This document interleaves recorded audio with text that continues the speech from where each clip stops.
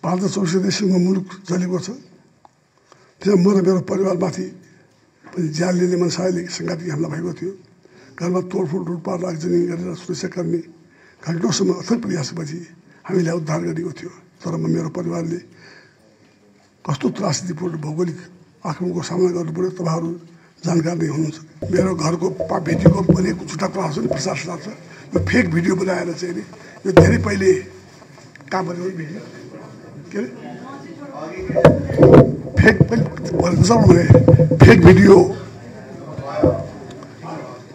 Fake video बनाएर मेरो खिलाफमा चाहिँ षड्यन्त्र गर्ने काम भएको कुरा अहिले सामाजिक सञ्जाल र विदेशी उसमा पनि आइसकेको छ। र यो मेरो जस्तो बेरोजगारी अरू देशको भिडियोबाट चोरेर तानेर ल्याएर मेरोमा हालिदिएछ।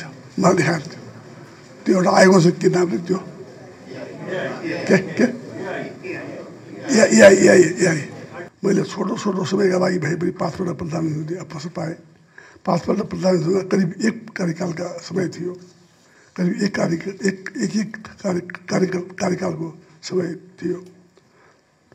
त्यहाँसम्म पनि अधिकांश चुनावी सरकारको नेतृत्व गरेको थिएँ। तर पनि मैले कतिपय क्षेत्रको सुधारका कोसिस हुन काम गरेको तपाईँहरूलाई अवगत नै छ।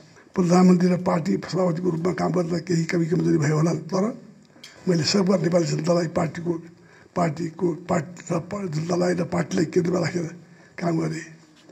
मेरो स्वास्थ्य कारणले पार्टीको सभापति प्रभात खड्कालाई कार्यवाहक सभापतिको रूपमा काम गर्ने जिम्मेवारी तोकेको छु।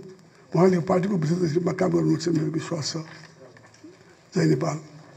र अन्तमा साथीहरूलाई एउटा कुरा के भन्न चाहन्छु भनेदेखिलाई यो फेक भिडियो छ नि जो मेरो घरको भिडियोको बनेको झुटा प्रहार पनि प्रचार छ। यो फेक भिडियो बनाएर चाहिँ नि यो धेरै पहिले काम गरेको भिडियो के अरे फेक भिडियो बनाएर मेरो खिलाफमा चाहिँ षड्यन्त्र गर्ने काम भएको कुरा अहिले सामाजिक सञ्जाल र विदेशी उसमा पनि आइसकेको छ।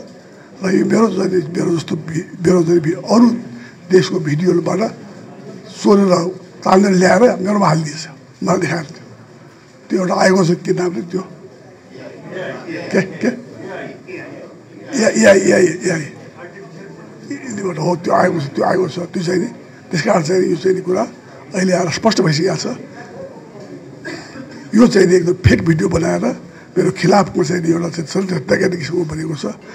यसको सम्बन्धमा चाहिँ नि छिटै नै चाहिँ छानबिन होस् र यसमा चाहिँ भन्ने मेरो धारणा छ।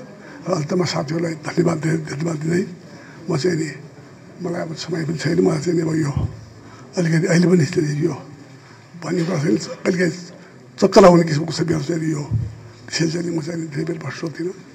माफ गर्नु।